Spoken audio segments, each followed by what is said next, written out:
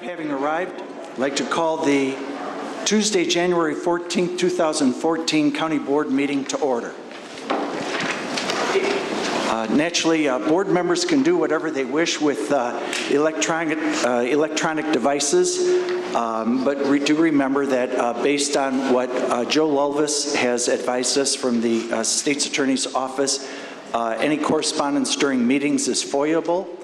I would ask county staff to turn off cell phones per Joe's advice. I'd like to ask the clerk to call the roll. Allen. Present. Auger. Here. Barrio. Here. Castro. Here. Davis. Here.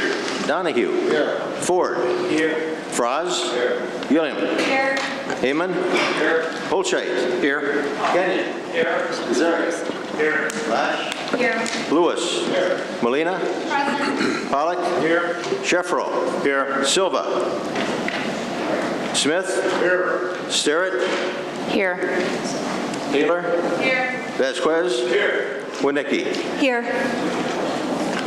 Thank you. We have a quorum. 23, sir. I would like to also welcome Ms. Sterrett back. Thanks very much for joining us this morning, and we're glad that you've fully recovered. It's fantastic. Good to have you back. I'd like to ask dear friend Bob Moga to come forward to the microphone, and if everyone would rise, Bob Moga will lead us in the Pledge of Allegiance, and if you'll remain standing, I'll introduce the pastor who will say the prayer. Let's do this today in honor of those who are on our monuments out here in front. Join me, please. I pledge allegiance to the flag of the United States of America and to the republic for which it stands, one nation, under God, indivisible, with liberty and justice for all. Amen.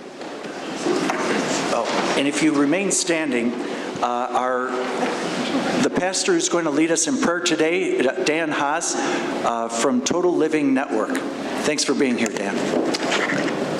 Would you join me in prayer? Heavenly Father, maker of heaven and earth, we thank you for the privilege of living in this country. Thank you for the men and women, the founders of this nation that created a democratic republic. Lord, that we have elected officials and elected representatives. This morning, I just would like to bless these men and women who are serving us.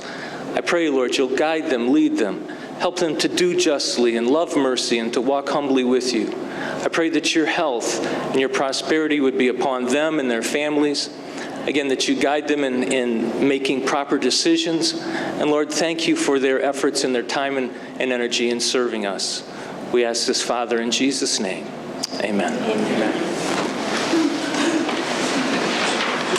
You know, Pastor Haas, we all feel better already. Okay, I'd like to ask for a motion to approve the minutes from the December 10th, 2013 meeting.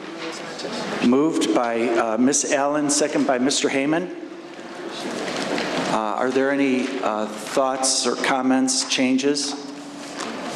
If not, all those who are in favor of approving those minutes, say aye. Aye. Those opposed, nay. The ayes have it. So the minutes are approved. In the short program today, the chairman's short program next on the agenda, just a couple of thoughts. Three quick things. First of all, snapshot of information that you might be interested in. There's some conflicting data on the economic recovery, but I did want to share with you the good news that came out about the rising home prices in northern Illinois. There was an article that was sent out, let's see, I guess it was the RE/MAX organization, made a study of, in different counties, how many sales have closed, and then what the median price of those closed sales were. And as far as closed sales, the range was a 5% increase in closed sales. That was the highest in northern Illinois, and that was Kane County. And then the same statistic, there's a range of, DuPage, Cook, Kendall, Lake, all the way down to a 22% decrease in Kendall County. As far as the percent increase in the closed sales, the prices that the sellers receive for their home, the highest increase was in McHenry County, a 17% increase. And then we were in the second category out of perhaps 7 of the surrounding northeastern counties, including Lake. And we were second at 13% increase in those values. And then Cook was down by 3%. So more sales and higher prices, that's good. The reason why I think that it's so important that we have we keep a handle on the pulse of what's happening on the recovery is that we are managing all of our resources, including the income tax and the sales tax revenue that goes to Springfield, and then we get a share back here for the benefit of the people who live here in Kane County. Now, there was a couple of articles last week, on this day last week, as far as unemployment, there were reports that there were like 200,000 new jobs that were put on the board. But when the official numbers came out on Friday of last week, that number was 74,000 jobs rather than the 200,000. And it wasn't a projection, it was just a different statistic. So very unreliable on what those are. But there's a great concern that a lot of the new jobs are temporary and, as far as what the earnings levels are. I think that as we go through the economic data that we ought to look at a different statistic, which is U6, which is encompasses a wider group of people who are looking for jobs. And that statistic, where the statistic, there were only 74,000 jobs, and but the unemployment rate went down to 6.7%, kind of counterintuitive, but more people went out of the workforce, give up looking for jobs. But U6 includes those people. That number has stayed pretty even at about 13%. And that's probably a lot closer to the statistic of what we hear when we go door to door or when we meet people in the grocery stores or outside a church. It feels much more like the harder statistic. Secondly, I would like to recognize the good work that so many folks, board members, members of the staff are doing. 3 things occurred to me, as I, get ready for the meeting today. As you all know, Roger Feinstock, Barb Garza, Bob Enright, along with several board members, including Drew Fraz, and then elected officials Tom Hartwell, Joe McMahon, Chief Judge Braca, former Chief Judge Keith Brown, are doing the visits for the court case management system. And what how taxing it is on your energy level to not only do everything that you do in your business life, your personal life, your board work, and then to travel out to do these inspections. And so I appreciate that very much. They're going well. There's another visit. There was a visit last week. There's another visit this week. And they'll be coming up with their conclusions for the commission that then brings its recommendations to you. Also, the Kane County Department of Transportation, they are working so hard for so long that I received my first letter in about a year and a quarter from the wife of a person who operates one of the heavy plows, which I think that I've passed on to the board members, where the natural concern with the fatigue is for the safety of her husband. And then finally, we have a couple of people on the management team who are struggling with family illnesses at home, and yet these are probably 2 of the managers who come in with the most positive attitude and inspire the rest of us. So these are smart, hardworking people. I think that we all need to appreciate them, and I know that we do. And then finally, I would like to ask for your advice over the next several months. I hope that there will be someone on the board, or maybe a team from the board, who will step forward to help with a public relations campaign. There is so much good that's going on in Kane County. In contrast to people's frustrations with what's occurring in Springfield and Washington, D.C. and the dysfunction, I think that it's true and evident that Kane County government works, and it works for the people, and for a nickel or a dime, I mean, you think about it, for a nickel or a dime on the tax bill, on the property tax bill, what 515,000 people in Kane County receive is justice in all the courts that are managed through that nickel or dime, public safety through the Sheriff's Department. We are delivering on the promise to provide construction and maintenance of roads. Think about the public health protection and enhancement that comes through the efforts that we all work on together. And then responsible environmental practices, and all of this for 5 to 10 cents on the property tax dollar. Something that's very important is, again, getting out the message for this investment that you make, and it's hard for every family. These are all the good things our collective effort produces. So if somebody can come forward, anybody who'd like to give advice on how do we get out that message, outside of our group, I think that'd be good.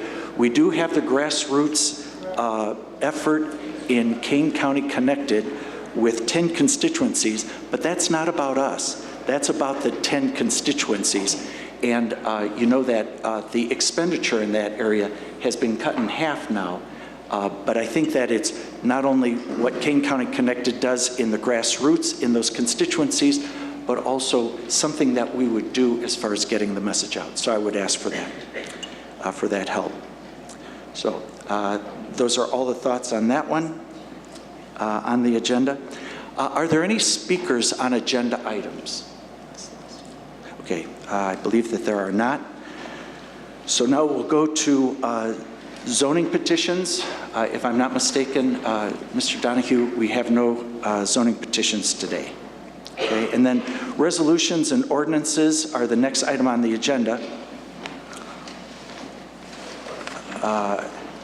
Let's see, on the consent agenda, is there anyone who would like to remove any item from the consent agenda? Becky, excuse me, Ms. Gillum? I'd like to pull 1402 and 1407, please. 1402 and? 02, the signage. Okay. And 1407, the HVAC engineering contract. Okay. Excuse me, may I ask for a, because we have to define what the motion's going to be. Ms. Castro? Mr. Chairman, I don't need to pull anything off. I just need to abstain on 14-04. Okay, on 14-04, the record will show an abstention on all the vote, whatever the vote is for Ms. Castro. Ms. Taylor? I'd like to remove 14-13 and 14-14. Okay. Any others? Ms. Sterrett? Yes, I apologize. It was just a correction on the, I believe it was on 1405. At the top, it's just a clarification at the top. When I was reading through it last night, I'm sorry, it said 15 at the top, but then when you read it underneath when I was explaining it, it said 14 for the Very year of good. the truck. I didn't know if that made a difference, but I thought. Very good. We'll check that out and correct it with the permission of the board. Okay. Any other items that anyone would want to remove from the consent agenda? Mr. Kenyon? 13-395.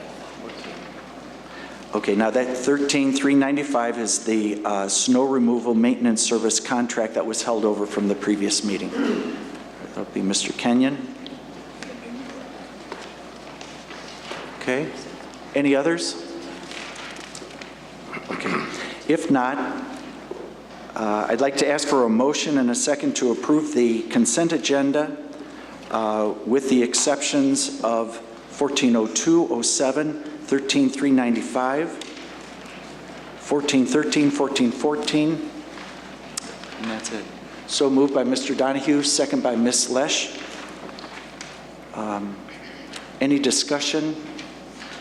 Ms. Taylor? Do we put the abstention that she had, do we do that motion now? Or is that when you? No, that's just going to be reflected in the record. Okay. And the clerk says it's noted. Any other thoughts? If not, I'd like to ask the clerk to call the roll. Allen. Auger. Yes. Barrero. Yes. Castro. Yes, with Davis. abstention. Yes. Donahue. Yes. Ford. Yes. Fries. Yes. Gideon. Yes. Heyman. Yes. O'Shea. Yes. Kenyon. Yes. Kazari. Yes. Lash. Yes. Lewis. Yes. Molina. Yes. Pollack. Yes. Shefflo. Yes. Smith. Yes. Sterrett. Yes. Taylor. Yes. Vasquez. Yes. Winnicki. Yes. Okay, the motion passes unanimously. So let's go to number 1402. I'd ask for a motion to approve in a second.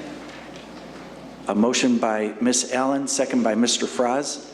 Let's go over to Ms. Gillum for questions or comments.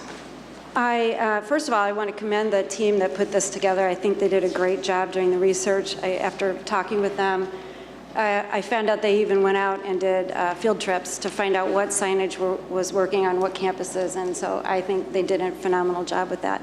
I was a little surprised by the total at $45,000. So I pulled a sheet that itemized the signage for each one of these, and I'm wondering if we should possibly substitute the monument sign with a black sign similar to the ones in the sign package with a directional arrow. I understand that there's a sightline problem coming from the south, and I did drive it, so I understand that. I think for the expense of $13,000, we could put in a black sign similar to those with a directional arrow that says Judicial Center. Farther down, one of the problems I think with the monument signs is that traditionally in front of a larger building, you don't have two monument signs. I think that would be confusing. And we already have the one monument sign, which would stay. If you come around, the monument sign where it's being placed is very close to the existing one. When you come around the corner from the south, the trees block. It's more effective if you can see the monument sign in front of the building to which it's addressing. And I don't think that you can do that without looking to the right, so I think the sight lines are blocked.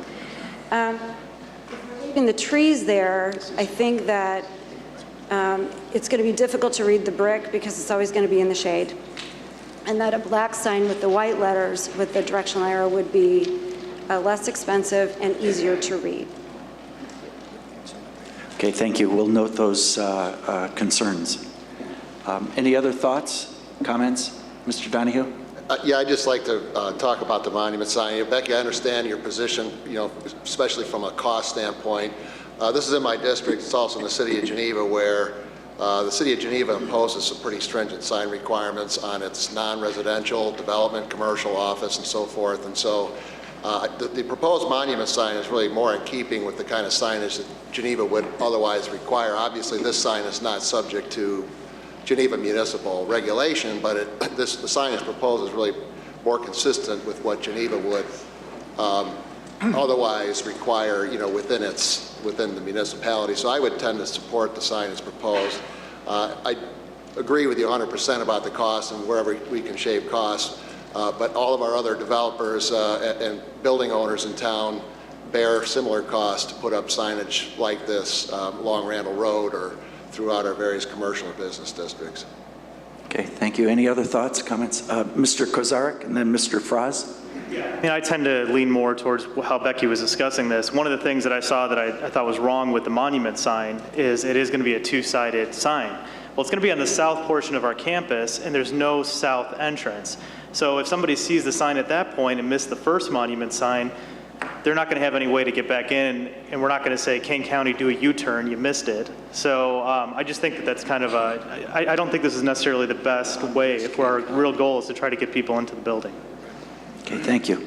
Mr. Frost? At the administration meeting, there was some concern expressed along the same lines, and I've talked to staff at KDOT, and it's a state highway, but based on their relationship with KDOT, we're going to ask that they consider putting in one of those brown informational signs a little bit further to the south so people can be aware of it and catch it before they go past the light, which I guess is what's happening. So nothing compared to what Becky's saying, but it will help somewhat. Okay, thank you very much. Any other thoughts? Mr. Smith? I was opposed to this because I thought it was a very exorbitant cost. Delvin Winkler had put together a committee, and after executive, because of the dismay that I had exhibited about the cost, she had me come in and sit down with her, and I'll tell you what, I think her and her committee did a wonderful job, and now I will vote in favor of it. Okay, thank you. Mr. Shefflow? But off topic, but along the lines of the informational sign on Route 31, there already are some informational signs, and I think it says Geneva Downtown Shopping District. I don't think it says the courthouse or the government center. So in addition to looking there, maybe when our administration department gets up and running, or some appropriate department, look at countywide signage and how we're directing people around the county to our county facilities. Thank you, Mr. Shefflow. Mr. Davis? I applaud the effort. I think the signage is in need of updating, and these look good, and the price on the monument sign probably very competitive. But it does strike me that it is a duplication of an existing monument sign at our entrance that's, 100 feet away or less. So I can't really see the, I like all the other signs, and this one looks nice, but $13,000 to duplicate something that's less than 100 feet away, I don't understand that. Mr. Donahue? And then, Mr. Ford, you probably have some of that background from the administration committee, yes, but I think that yes. Mr. Donahue is going to be answering the concern. Just to Mark's point and other comments, I mean, I agree, eliminating the sign is fine. No sign is okay with me, but putting up another sign that's maybe more governmental or bureaucratic in nature right on the frontage of Batavia Avenue, I think it was proposed as a monument sign because of its frontage along Batavia Avenue. But if there was to be a change, eliminating the sign altogether would be okay, I think, from my perspective, representing that district. Thank you, Mr. Donahue. Mr. Ford, did you want to give some background on the need for the southern sign? First, I just want to thank the staff for their efforts they put forth into this. Second, I really appreciate everybody's comments on this today. The ideal thing about this is that there was not signage information coming from the south, which when we did research on the complaints, that was the largest part of it. It does bring two signs into play, but we have to figure out whether or not how much we want to apply to the quality of the sign instead of just putting in a plain sign. And actually, 13,000, when you come to putting in monumental signs, that is smaller than what I've seen in the past. We have a chance to review this once these signs are fully designed and before they're actually being made. So at this point, it'd be good to get past this point and come to a point where we actually take our last look at the layout and our signs. Because I think that it's going to probably be some signs added to this, as was mentioned today about the 3rd Street Courthouse. So we really got a chance to, this is just to hire the contractor to go further into the next phase of it. Okay, thank you, Mr. Ford. If no other questions, we'll call the vote. Ask the clerk to call the roll. Chairman? Oh, yes. Ms. Gillum? To the...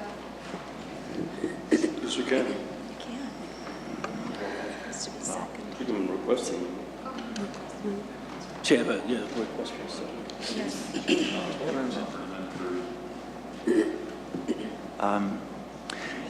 let's see, there's been a lot of work that's gone into the thing. Is it a major need to make a motion to change what's gone through all the committee work and now comes to the board?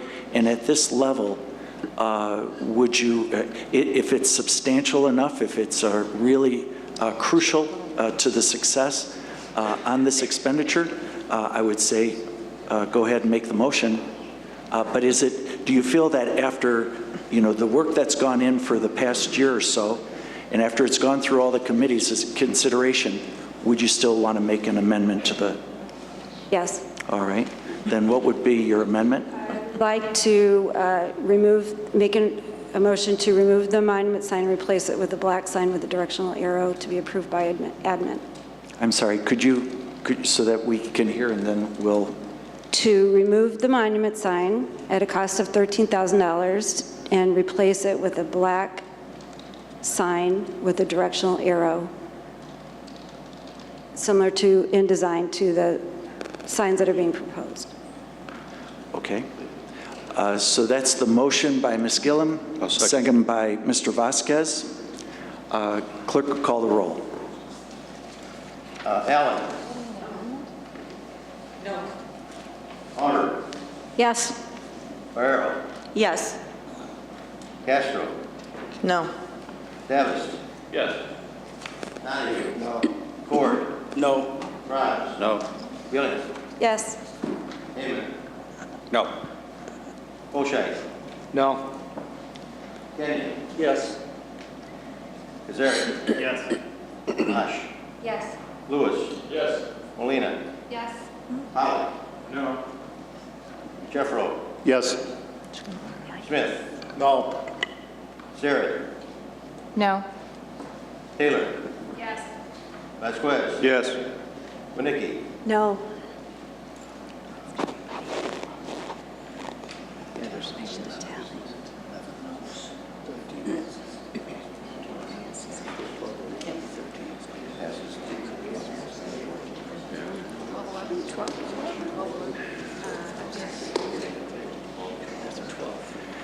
Okay, the clerk has a count of 9 yeses, 14 noes.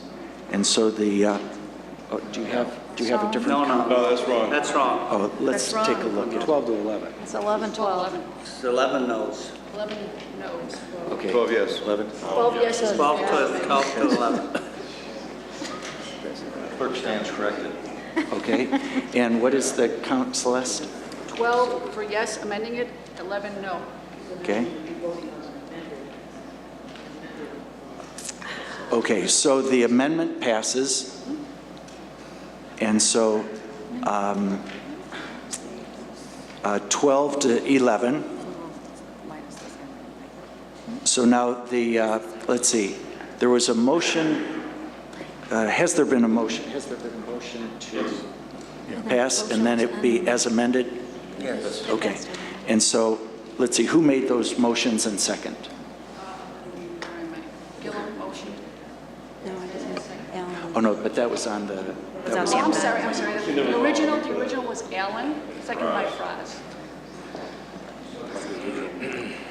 okay.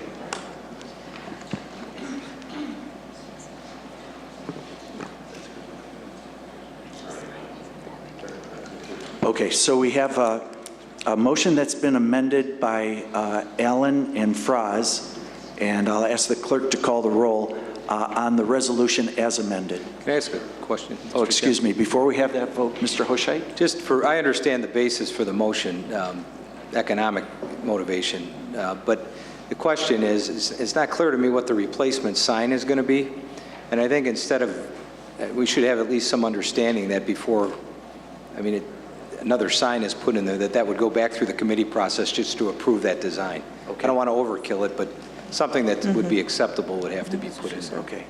I don't think that there is any, after all the time that this has been considered and after the, the need, I don't think that we have to have immediate or urgent action on this.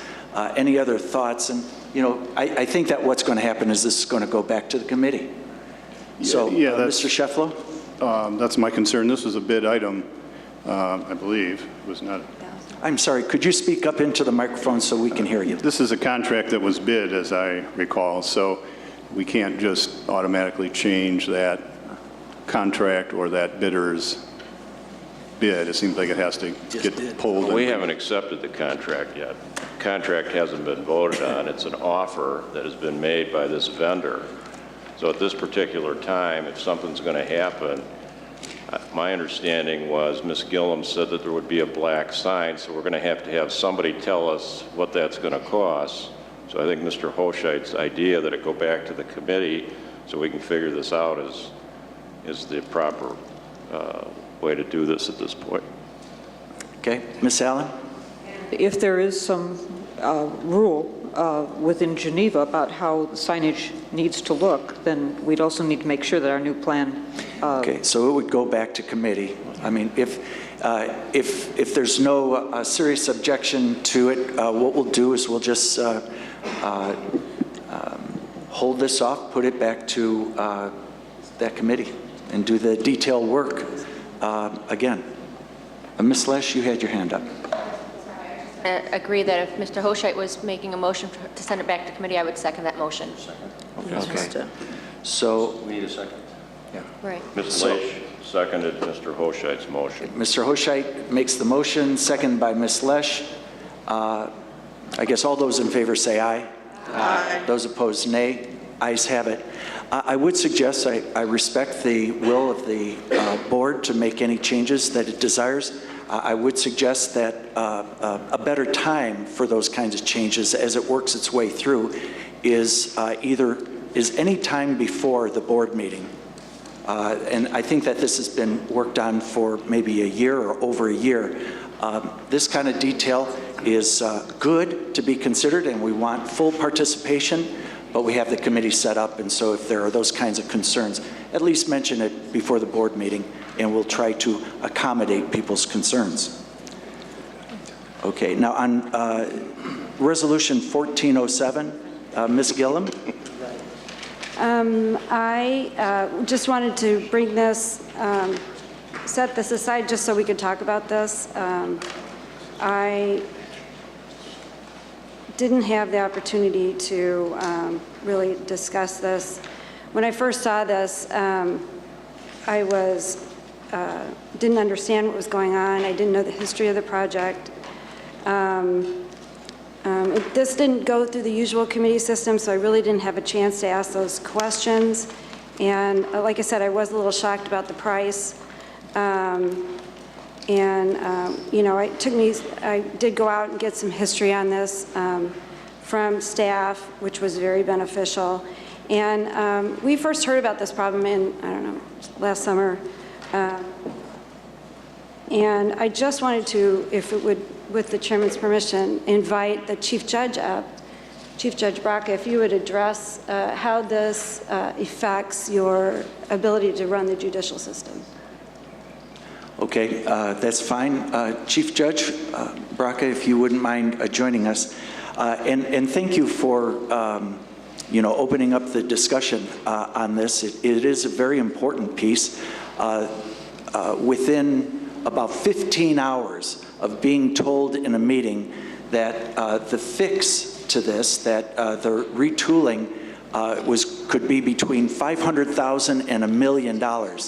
At that point, brought it to administration. I'll ask Mr. Ford to make a comment before the Chief Judge addresses the underlying concern.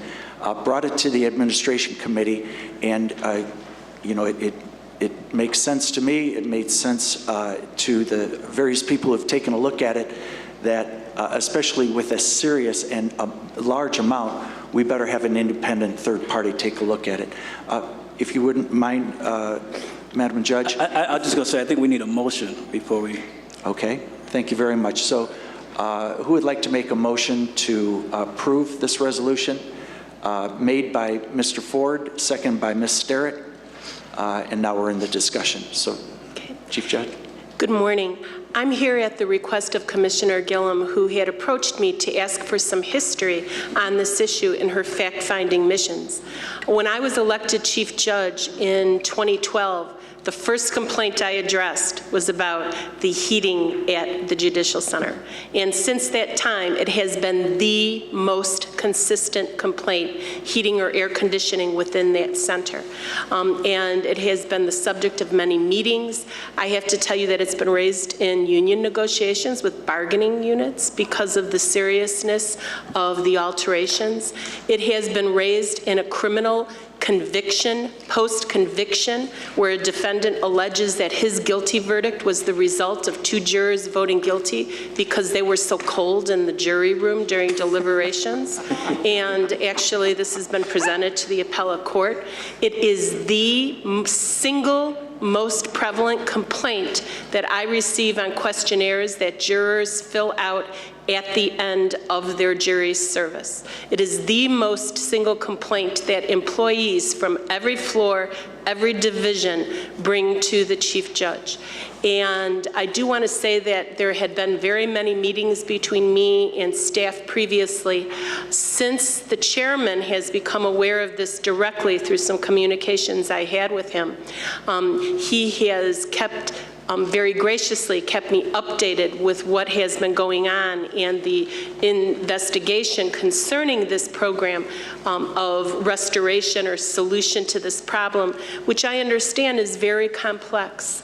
For those of you who are here from the time of the building of the Judicial Center 20 some odd years ago, you know that certain decisions were made about that structure and bids went out. I don't think it's productive to talk about why we picked low bids from vendors that were in Europe who went out of business that we can't replace or repair parts for with any American equivalents, but be that as it may, we have a system that's in place that we are having great difficulty in regulating, repairing, and for which the work conditions and the conditions for the public, sometimes rooms are unusable. Temperatures sometimes reach over 90 degrees in some of the offices. In other offices, they reach, I don't think it's gone below 50, I have to be honest with you. It has definitely been in the 50s in some. But we have jurors in coats sometimes, and gloves, and scarves, and mufflers sitting during the jury trials. And so it's not just someone saying, oh, I'm chilly. You know, it's not that. It is a systemic devastating problem that interrupts the workflow. And as I stated, I appreciate that the chairman, since his personal knowledge has been invested, has kept me updated about what is going on, including the decision to have an actual engineering opinion and analysis of this problem. Because it's not just that we have to replace a temperature gauge. It's not just that we're going to replace a thermostat. This is a system that's built in the building, in concrete. We can't get to it. And it's certainly beyond just a general repair type of knowledge. It's not just a repair we're talking about.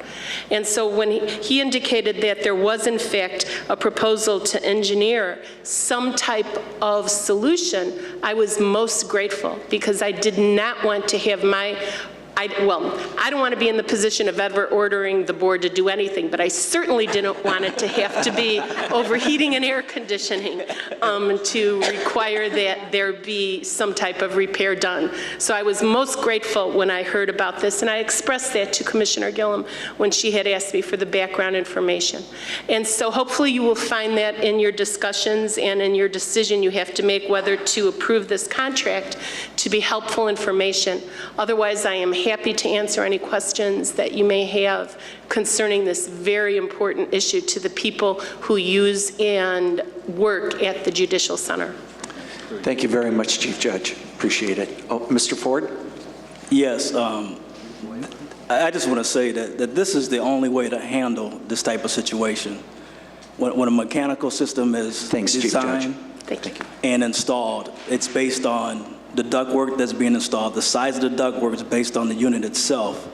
Because of that, you have to go back when you have problems like this and analyze the entire system. You have to use a consultant that's in the mechanical field in order to be able to do this. So this is really the only way to handle this. If we try to handle this any other way, or we're just throwing bad money at it. Good. Thank you very much. I also would like to express my appreciation to the team that's pulling all this information together so that we can act on it. We were having, as soon as we found out, within, I think it was 15 hours, it was brought to the administration committee, and thank you so much for your help in considering it, and then to executive committee last week. We're having every week meetings on Friday morning before Christmas, and now, for instance, on Friday morning, we have another meeting every 2 weeks until we get this on track of getting this fixed. A previous board had approved, when there was obsolescence in the control mechanisms of the both the heating and cooling, when that became obsolete, had to be replaced. There was an investment of, I believe, in excess of $500,000 that I believe that folks felt that that was going to heal the problems. So that was in the control system.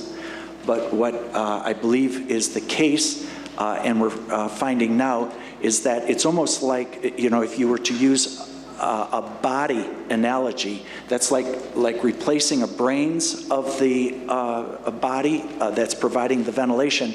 But a lot of our problem is in the vascular system. It's kind of like clogged arteries in that there's the water and air system that works this thing, and we have some serious problems within that. So I appreciate your having raised the issue, and we need to solve it.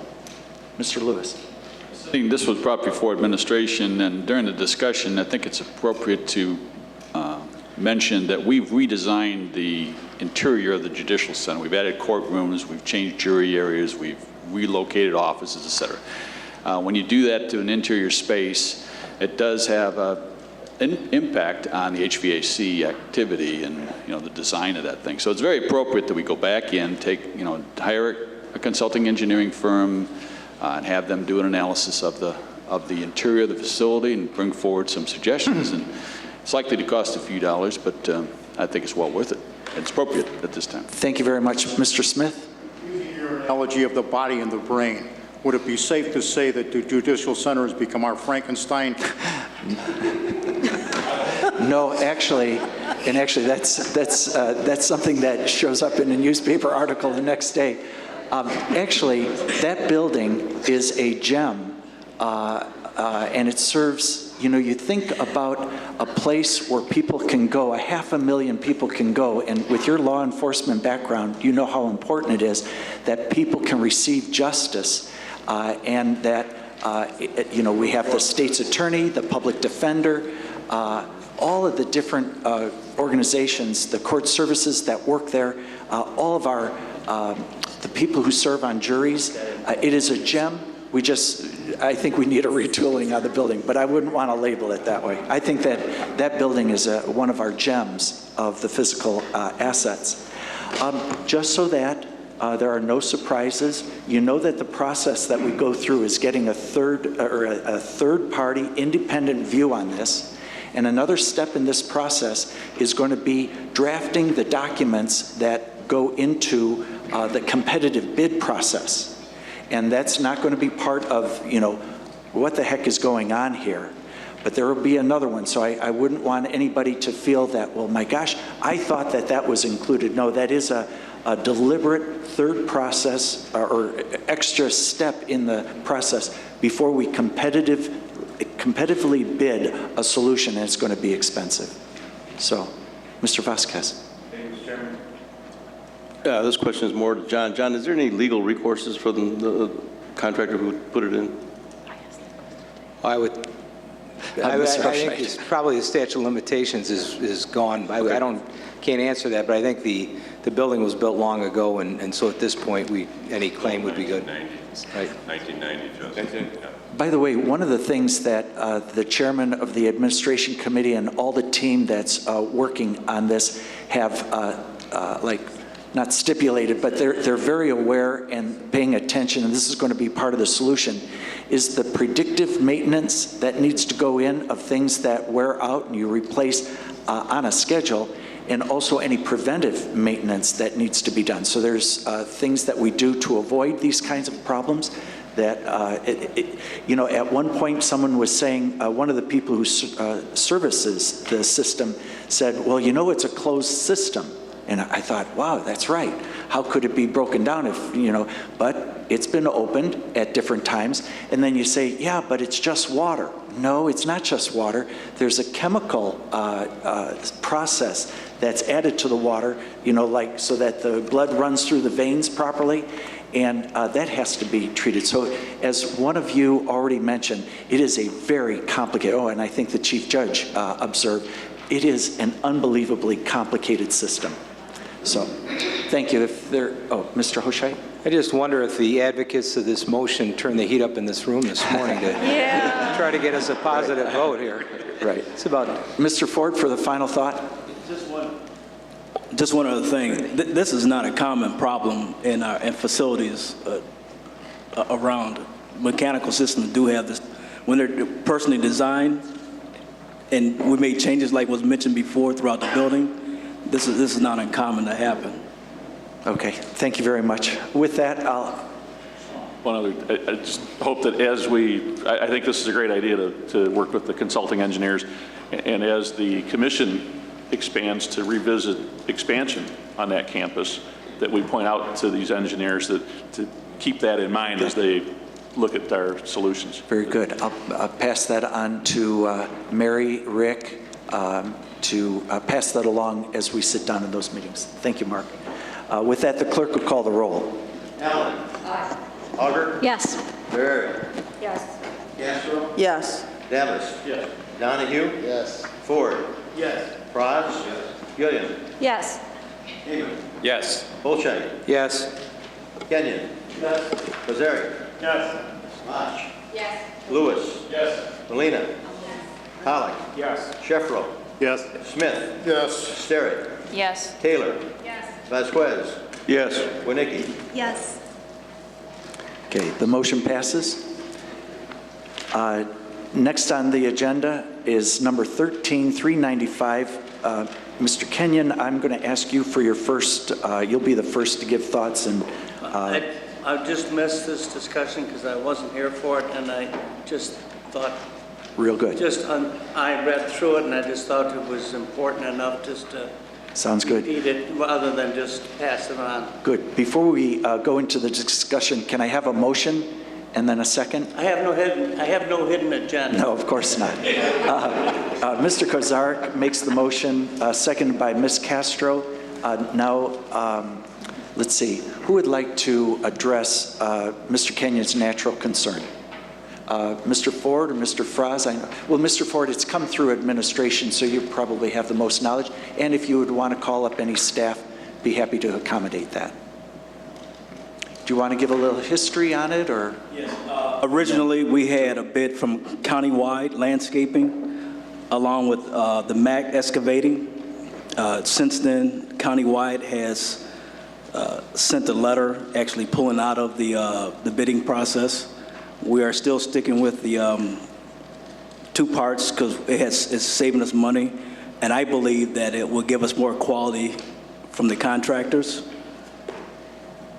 So now we have an existing contractor, the Walschmidt, who has a good record by us, who's going to be doing part of the work, and then the other work is being done by MAC Excavating, who has had a good report in the past.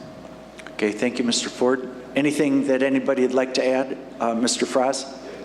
In the bid, MAC was the low bidder on one portion of it, and this Countywide the other. We had some concerns. Countywide pulled out, and Waldschmidt, who they're our current provider right now, we've been extending it monthly.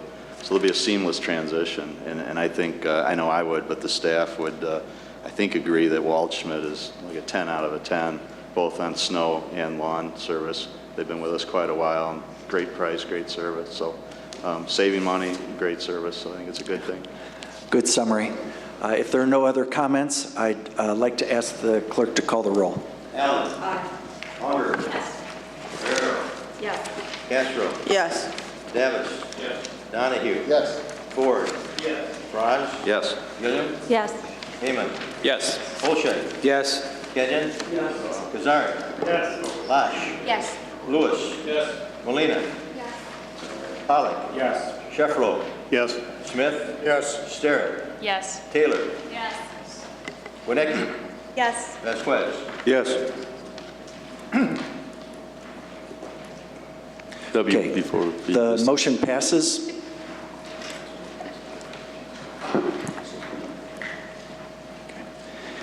Okay, next on the agenda is, the resolution is number 1413 and 1414. These are going to be held over by ordinance for 30 days. They need to, according to the procedures, they need to be held for 30 days.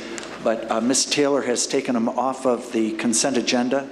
So actually, is there a motion to move these within the procedures of having it hold over for a month? So moved by Mr. Davis, second by Mr. Heyman. Ms. Taylor? So today, do we have to still do a motion and then it holds over for the 30 days? Is that correct? We're holding them over for 30 days, and then they'll come back in February for approval by the board.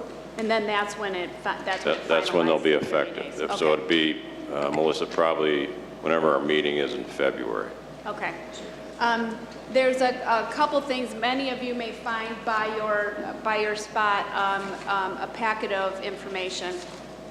Just to give a little bit of history, this is in regards to the former Fisherman's Inn that used to be, as many of us know, and just to see if everybody's sleeping or not, how many people here know of Fisherman's Inn from the past? Raise your hand. Okay. The reason I'm doing that, and I see audiences doing it as well, is the owners here. The owners are here, and you can wave. Yeah, there they are. To give a little bit of history of what has been happening recently and the past with Fisherman's Inn, it's a fascinating, true staple to the community in the area. I'm sure Mr. Fraz can agree with me. What started out as a dairy farm way back when, in 1974, Uncle Ralph and Auntie Ann decided they took on the venture of starting a restaurant, and they did. And that was in 74. Then what happened, about 9 years later, they were getting such great business at the time, which probably was a good chunk of all of us going. They decided to add on to the building in 83. What happened shortly thereafter in 85, the barn caught on fire. And many of us remember that because it hit the front page of just about every paper, and it destroyed the entire restaurant, more or less. What happened behind that is Uncle Ralph passed away, which was the staple that opened it. And then in 2009, the restaurant closed altogether in 2009. Many people were very sad about that. What has happened since then, in 2012, the great niece and great nephew of Uncle Ralph, they have now purchased it and they're bringing it back to life. They've been working on it, they're still working on it all the time to say. And they were brave enough in this economy to take that torch and they're running with it again. So far, and they haven't opened yet, and it's not coming quickly right here, they already have 40 different events that are already booked at the facility now, and they are getting hundreds of calls are coming in. So I think, to be honest, with your bravery of taking on this challenge with the economy being the way it is, I think you're going to have great success at the end of it. With that being said, I will say on April 12th is your very first wedding at the facility. By the way, if any of you were young enough to go feed the fish in the lakes, me being one of those, the fish are back in the lakes, so you can go back and do the same thing that we all used to do. And on the 20th of April is the first Easter brunch that they're having. If you don't know what Fisherman's Inn is, it's at the corner of Route 47 and Main Street. So with that being said, there's also some brochures on the podium over here, and the owners are here to answer any questions that we would have. In order for them to do their liquor license, obviously there hasn't been one, but we're going to have to increase the liquor licenses in the Blackberry Township up by one in order for them to have it. Okay. All right. The Motion's been made and seconded. Vote is taken today, and then it's held over for a month, and then the final action of the approval under ordinance is at our next meeting. So if there are no other comments, I'll ask the clerk to call the roll. Allen. Aye. Auger. Yes. Barrio. Yes. Castro. Yes. Davis. Yes. Donahue. Yes. Ford. Yes. Frost. Yes. Gilliam. Yes. Heyman. Yes. Holscheit. Yes. Kenyon. Yes. Kazari. Yes. Lash. Yes. Lewis. Yes. Molina. Yes. Pollock. Yes. Sheffro. Yes. Smith. Yes. Sterrett. Yes. Taylor. Yes. Vasquez. Yes. Wodecki. Yes. Okay, the motion passes. Okay, so we've passed the consent agenda. We've passed all the other resolutions. Let's see. Those motions, the motions included 1413 together with 1414. Is that correct? Okay. Yes. All right. Then I've noticed during the meeting that there's a very important award that has been earned by Kane County Public Health Department. Now, Barb, I'm going to ask Ms. Jeffers. It's not on the agenda, and because it's not on the agenda, and notice it hasn't been given on a presentation, I want to make sure that we follow all the rules. But is there an urgency that the recognition? Kane County has been recognized, and all the work that's gone in by staff members and board members. Kane County has been recognized as one of the top 22 in the country public health organizations. Now, Barb, the question for you this morning is there an urgency to give this, to make the presentation, or would it be okay to hold over? And then I'm going to ask our parliamentarian what the steps would be. So. Well, there's not an urgency, but we received the award, and I asked staff to come today. And so I just thought, is it a board action that has to be taken to just acknowledge the award?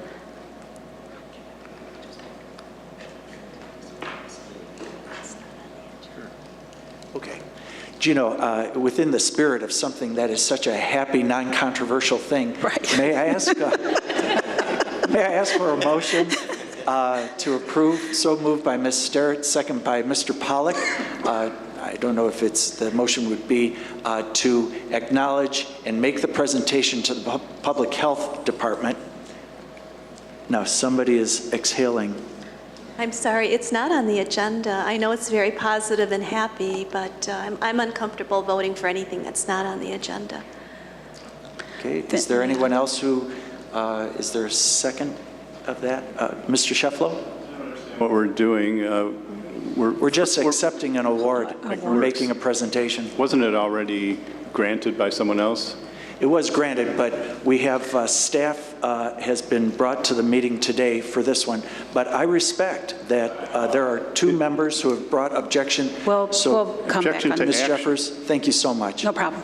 And I apologize for the interruption in the meeting, but it is such a good thing. I don't want any taint of. So. I don't think we need board action to receive a presentation. Well, but it wasn't posted on the agenda, as has been pointed out. So let's go to the next. Yeah, we've already done, right, we've already done that. All right, let's move on. Okay, next on the agenda is appointments. First of all, let's see, and Celeste, are you going to distribute, and do you need, okay. And Ellen, if you would distribute the Community Development Commission. Okay, these recommendations have been made by Scott Berger, our director in charge of this area. It basically consists of three categories of board members, local officials, and then citizens, county citizens, to serve on the Community Development Commission. Basically, the shortcut on this is that $1 million of federal funds are allocated responsibly by the work of this commission. If I could have a motion to approve these appointments. So moved by Mr. Hoscheit, second by Ms. Sterrett. Any discussion? If not, I'll ask the clerk to call the roll. Allen? Auger? Yes. Barrio? Yes. Castro? Yes. Davis? Yes. Donahue? Yes. Ford? I don't know if I should sustain or not, but I will. Abstain? All right. Ford abstains. Frantz? Yes. Gilliam? Yes. Amons? Yes. Hoscheit? Yes. Kenyon? Yes. Kazarick? Abstain. Lash? Abstain. Lash? Yes. Lewis? Yes. Molina? Yes. Pollock? Yes. Jeffro? Smith? Yes. Sterrett? Am I, can I vote on this? Abstain. No, I abstain, right? That's what I thought, okay. I thought so. Taylor? I have one question. We're in the roll call. Taylor? Yes. Vasquez? Yes. Yes. Okay. The motion passes. Mr. Chairman? Ms. Taylor? I Oh, would excuse like, me. I should have abstained also. I'd Okay, like to- Ms. Barrero is going to be recorded as an abstention. Ms. Taylor, your question?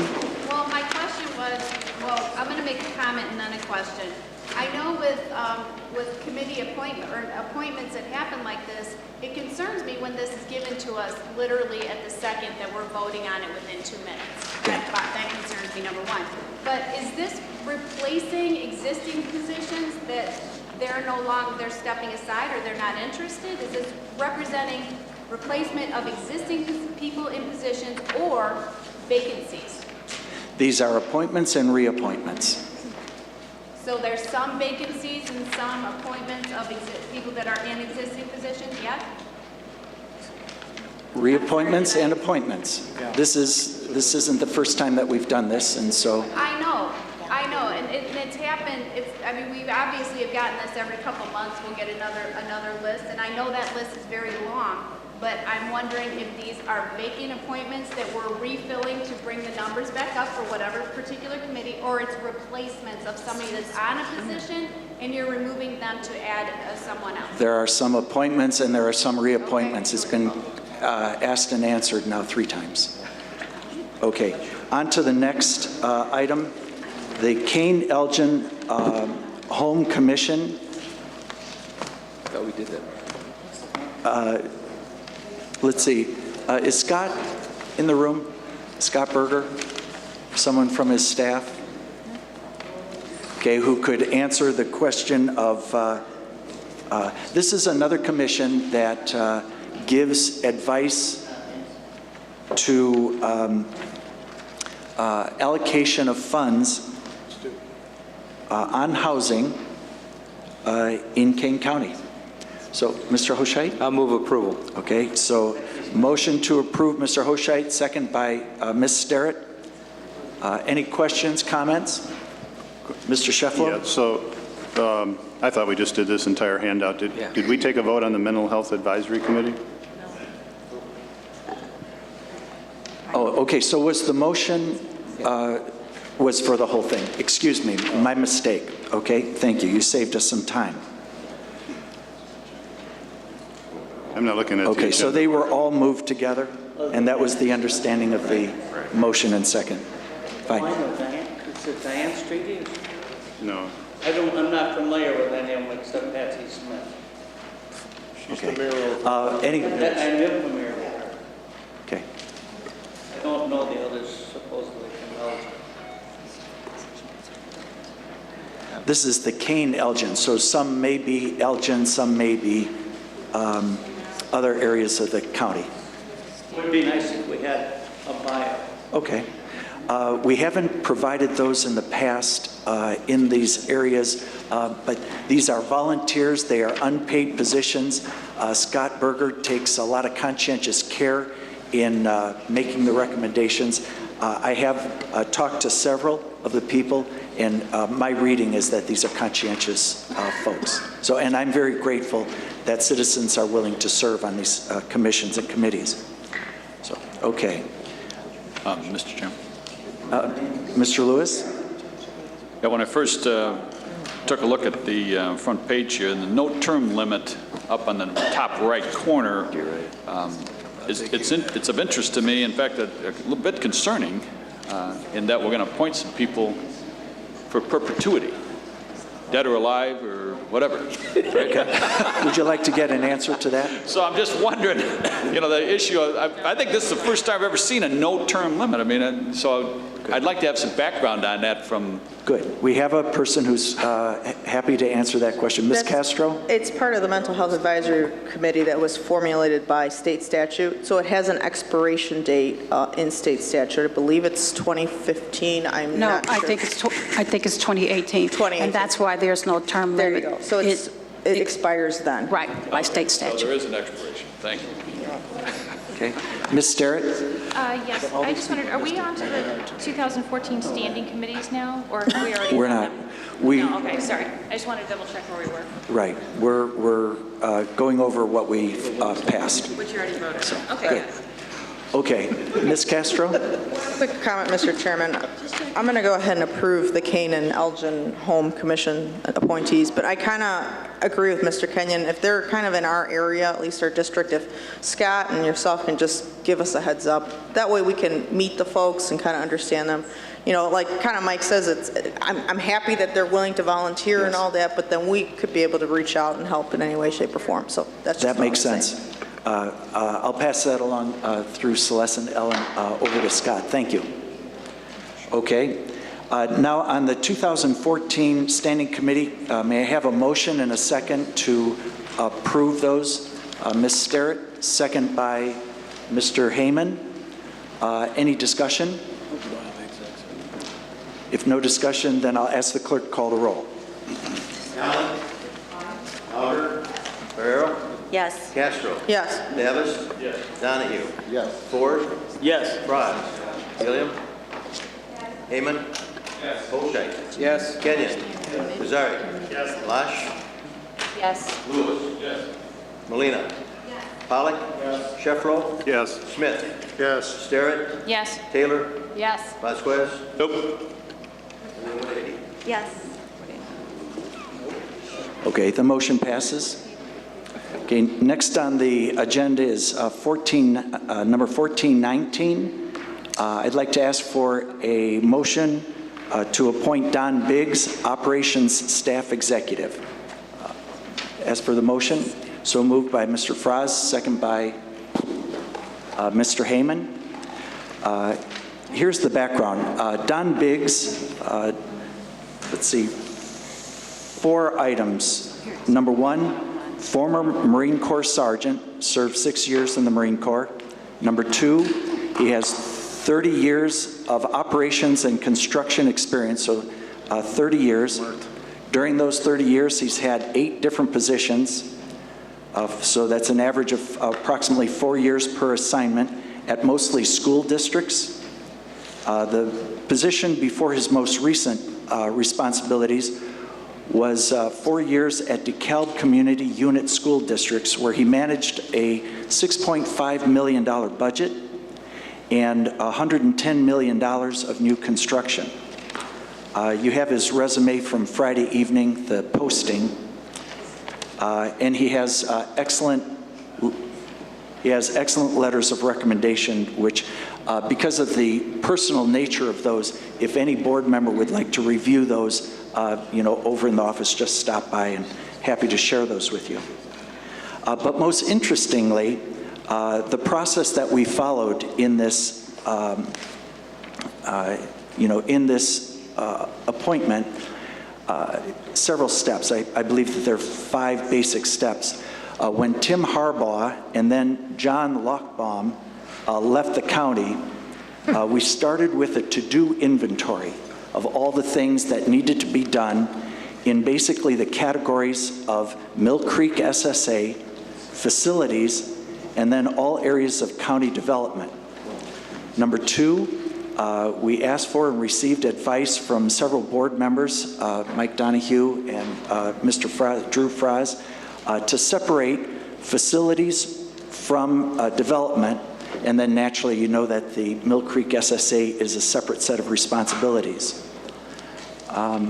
That presentation, by the way, was made back in November to the Administration Committee. Some folks have received a copy of it. I believe, have you distributed those? Okay. We're going to distribute the slides from that presentation from back in November just for your viewing pleasure later on as you take a look. That presentation is going to be given again to the Development Committee and the Energy and Environment Committee within the next couple of days. As far as the facilities area responsibilities at the county, we've promoted from within. As far as the development structure, as far as the development area, we've flattened the organization structure. For instance, Mary Remiak was promoted to her responsibilities as the facilities director. She's going to be assisted by Rick Genslinger, who shares his 19 years of experience in supporting her efforts. In development, it became obvious after a series of conversations that people like Mark Van Kerkhoff and Ken Anderson in the environmental area, these folks don't need like supervision. What they do need is access to resources. And so in flattening the organization structure, they report directly into me so that when there are problems, I hear about them right away. And as I said at the executive committee, I won't hold on to those problems. I'm going to share those problems with the board members. So finally, the fourth item in just the quick description of the reorganization, there really are two deficiencies here as far as what needs, there's gaps of what needs to be filled. Number one, the Mill Creek SSA responsibilities that John Lochbaum did before. And then my personal experience in the area of operations and construction, also including purchasing. I know that I have a gap in that area, and it's important that we have expertise. So that's why it's an operations staff, not line, executive, to help the board and me make sure that I don't miss things and that there's someone who's focused on that. It also increases in supplementing what Don will be able to do. His first priority, naturally, is Mill Creek SSA. He will be my point person for the solution in the Judicial Center, and then there's a host of other things that he increases the high probabilities that Mary Remiak is going to be successful in her new responsibilities just because we don't overload her. And then you have the job description of and the reorganization of the staff organization. Now, that person is not a director. You know, perhaps technically, but I wouldn't want to make it's not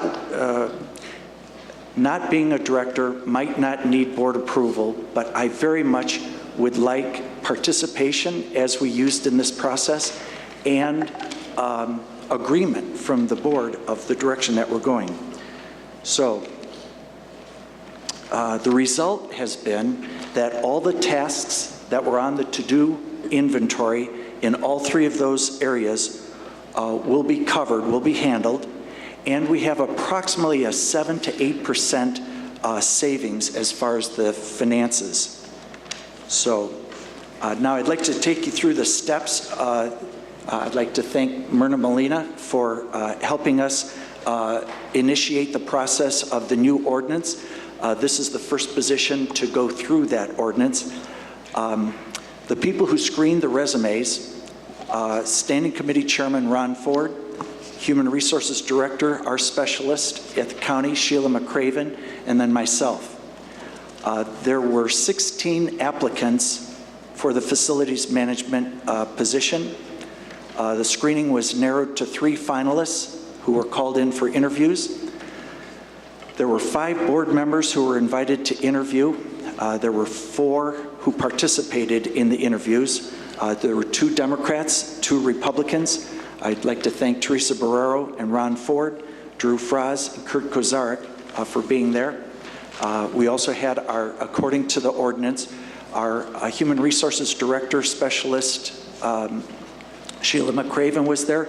We also invited, as long as we were going to have a party and we were going to have people coming forward, we also invited Mary Remiak and Rick Genzinger, who have substantial experience in this area, to attend also and participate if they'd like.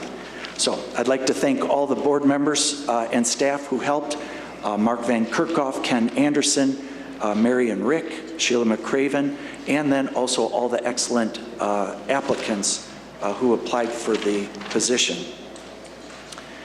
On Friday, I sent out the post of what we're going to be doing today in this area and sent out the resume for Don on Friday at 5 o'clock. I received an email from Ms. Taylor on Saturday at about 7:30 with 8 questions, which I'd like to briefly answer. First of all, the first question she asked was, I'd like a copy of Don Biggs' resume that was in the handout or in the in the email. I would like to know when this job was posted on the county website. The job that was posted was Director of Building Management.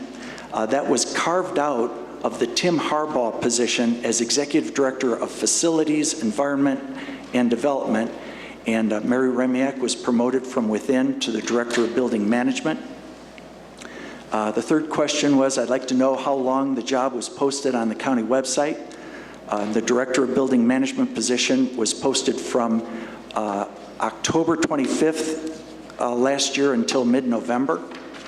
Then the fourth question, I would like to know how many applicants applied. That was already discussed at Executive Committee. That was 16. The fifth question, would like to receive a copy of the job description of the Operations Staff Executive. That was handed out, not a director. And I think that you can almost, outside of the responsibilities, the first priority of Mill Creek SSA, you can almost think of that position as an internal consultant having to do with operations, construction, and purchasing.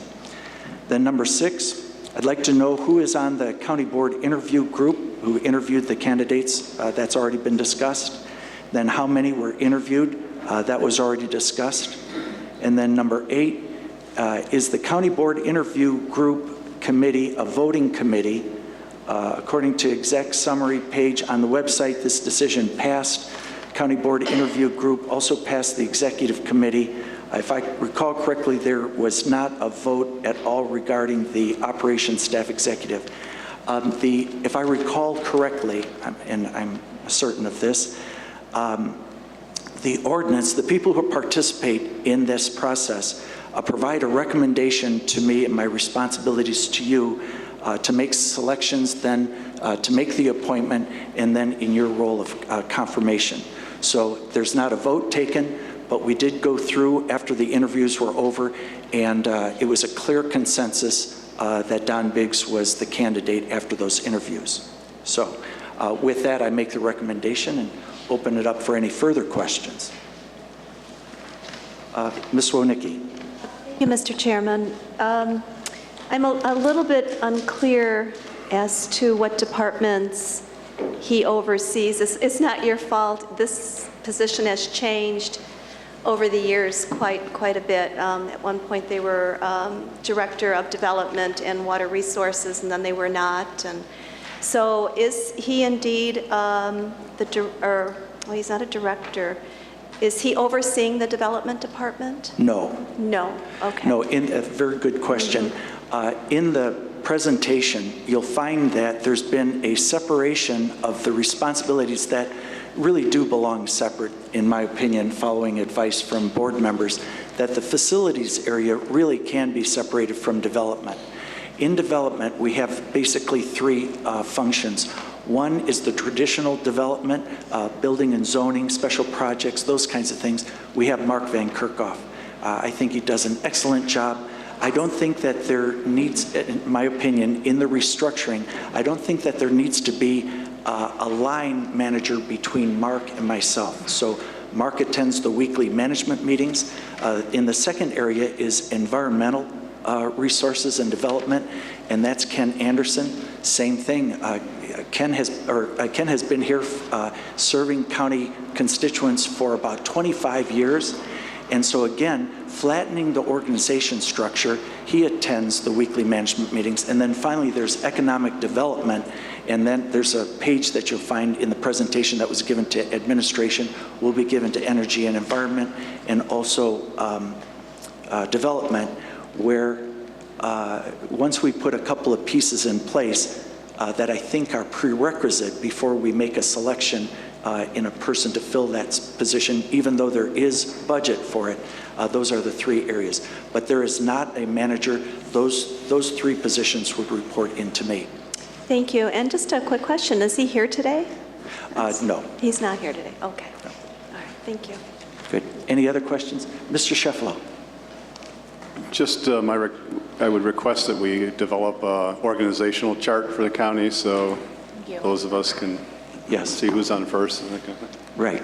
And that was the reason for the presentation to administration and why it'll be repeated at energy and environment and then development.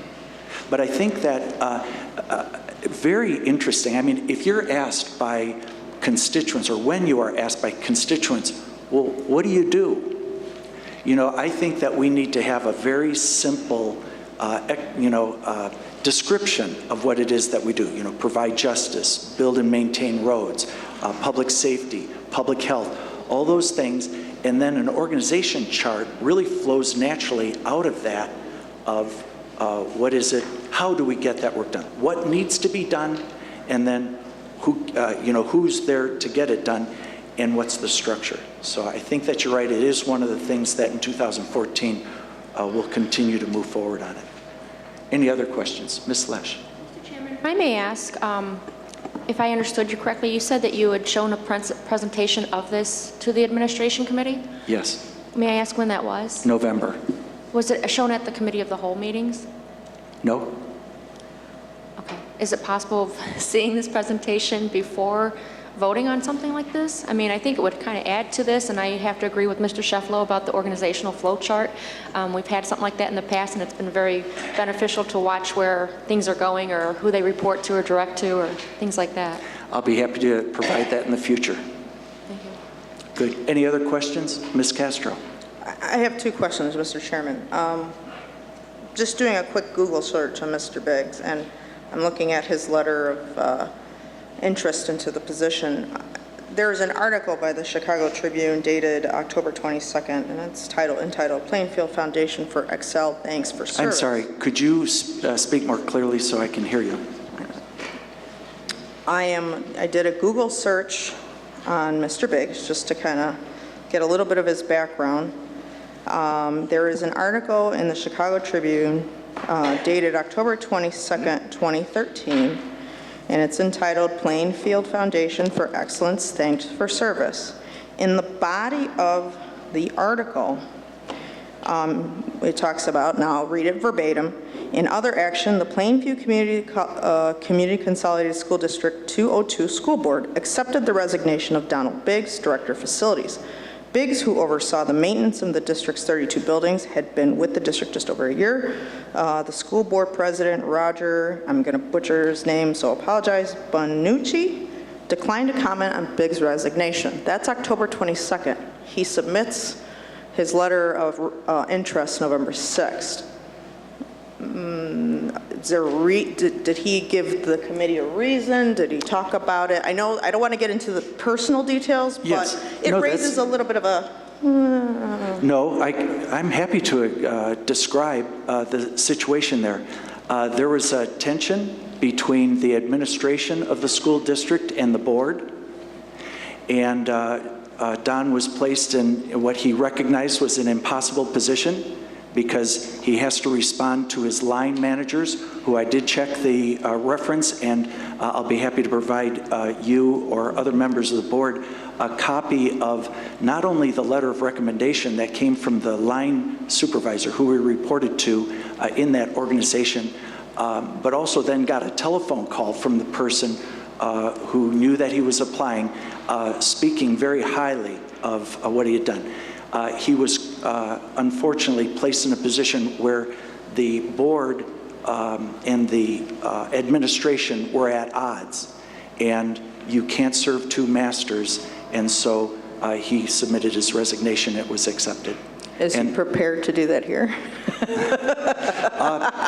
Actually, that is a very good point. It sounds like if you, and it's the nature of what we do. You know, we're responsible to voters, and, you know, here comes the, I think that we should always remember that any honest and competent person who serves us on our team or on our staff, they don't have to work for us. So how they are treated and how, you know, the respect and appreciated and the linear nature of our instruction to them is very important. But thank you very much, Ms. Castro. You had a second question. Yeah, I did. I have one more question, and I guess it's going back to the restructure. As we know, when we rewrote the hiring freeze, I guess my question is there any kind of salary changes with this restructure, and how is that impacting our budget? So I guess those are my questions. I think it probably raises some of the questions that maybe Ms. Lash and a few others have been asking, like how does it impact us as a whole as we're looking at that? I addressed that in the 5th, but I probably went over it too quickly. I went through, first of all, the answer to your question is that it's a savings. The reorganization, I think, does a more thorough, responsive job of doing, you know, getting responsibilities fulfilled. And the savings on the budget is 7 to 8%. So we're doing at least as much, if not more, for 7 to 8% less. I went through those numbers myself, have the sheet here, but I sent it over to Joe Onsick to have him with his sharper pencil go over it, and he confirmed that that's what that number is. Okay. So by quantifiable measures, we are better off.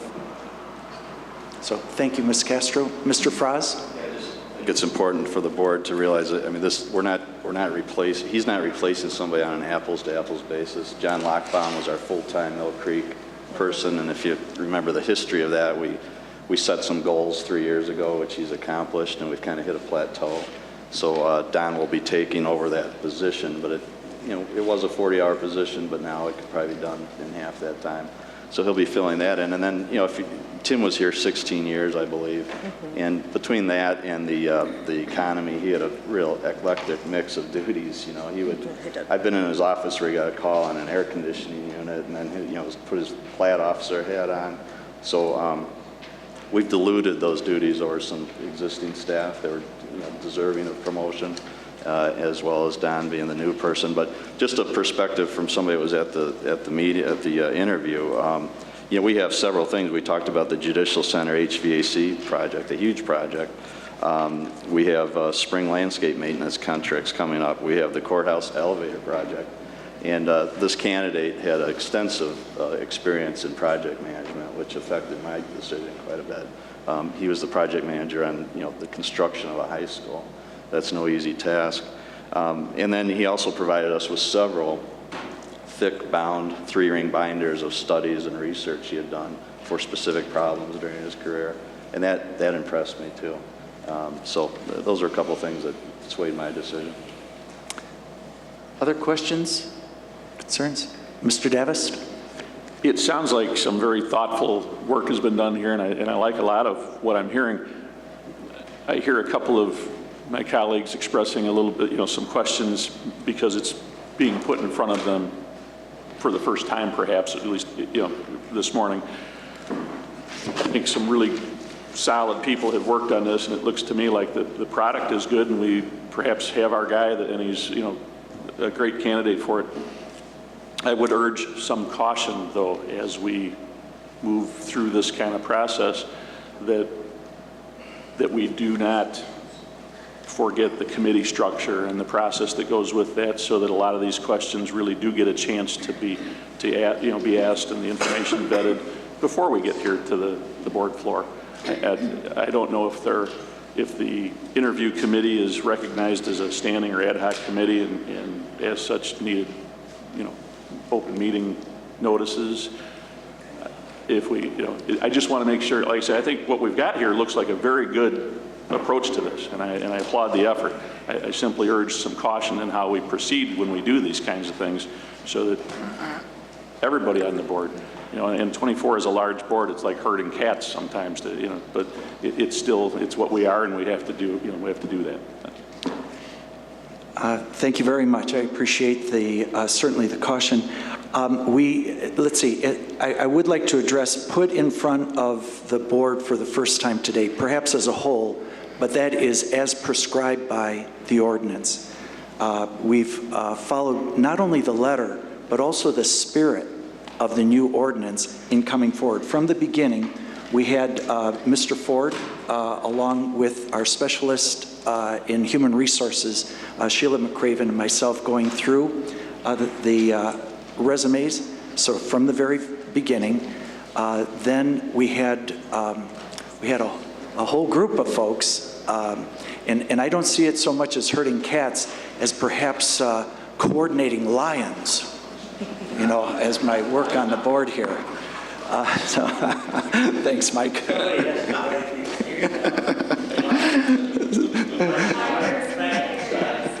So anyway, the idea of the participation, by the way, the conclusion, which I think was raised at one of the previous meetings, is that it turned out to be, in practice, a good system.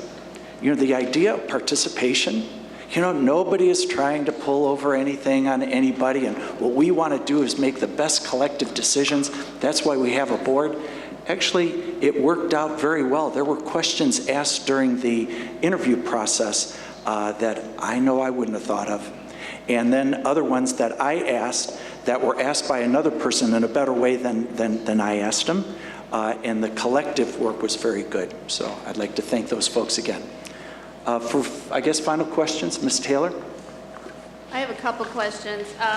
Thank you for the information that we got today. What concerns me is that we got the job description literally 15 minutes before we're supposed to take a vote on it. Just ask the question. And I will yet again point out that getting the documents at the last second is concerning to me. It makes me feel uncomfortable that I haven't done my research into the information that I have. According to, and I was looking at the document from what Christina Castro was just saying, according to the resume, it shows that he's still employed in Plainfield, but apparently not. He's not. Okay. One. Obviously. Obviously. It concerns me that apparently this hit administration in November, yeah? And then from there, it didn't hit any of the other committees behind that. I'm on development. I would have thought Tim Harbaugh's prior position, a good chunk of that in development with Mark Van Kerkhoff reports into development, and it wasn't a discussion that happened at development at all.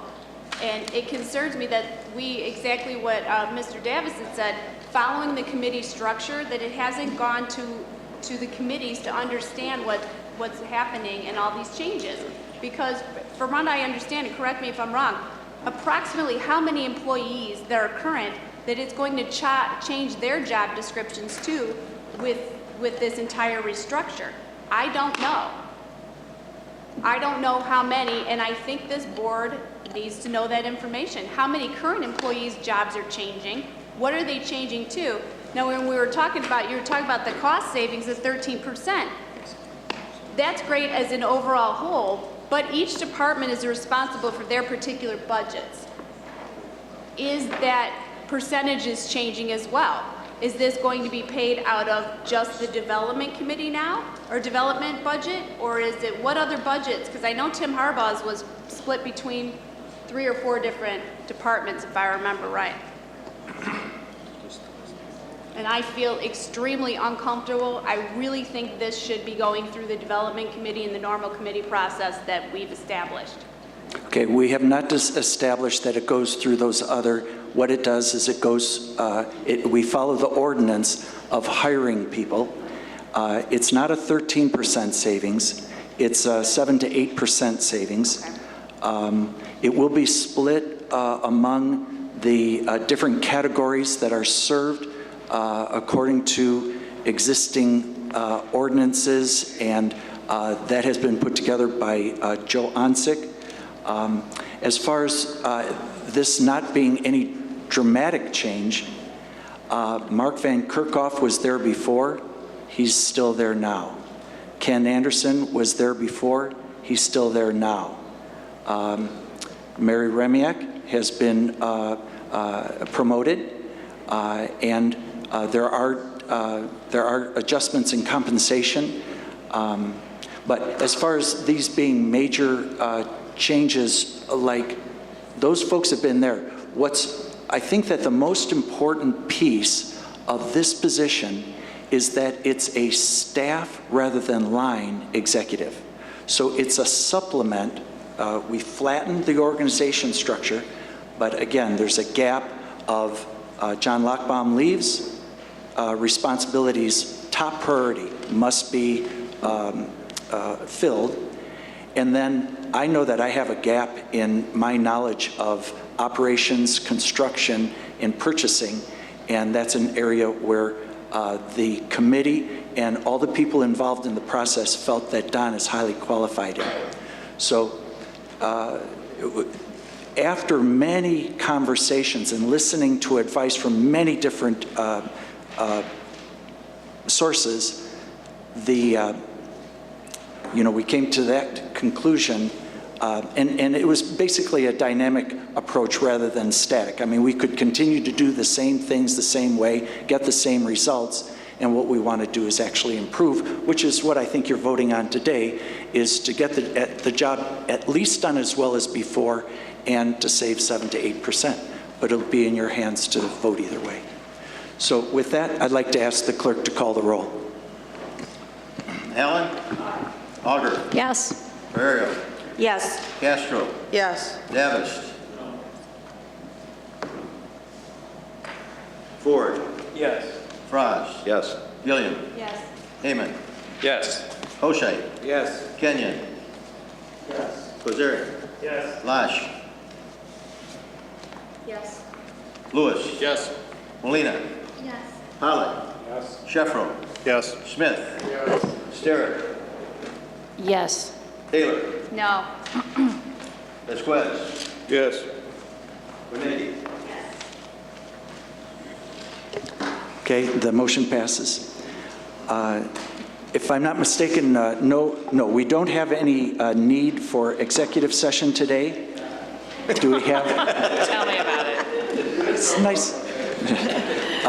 Do we have any speakers on non-agenda items? No?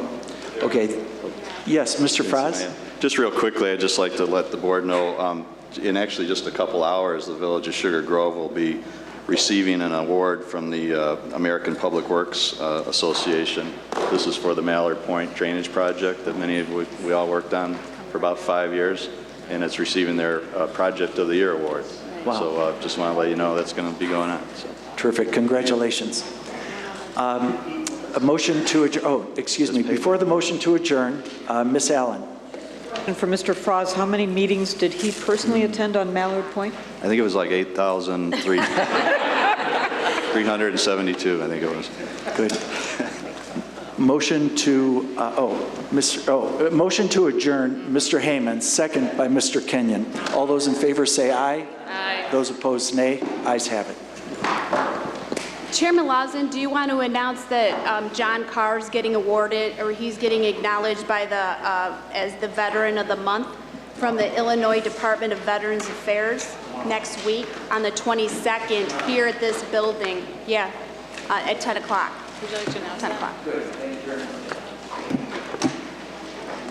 Yes.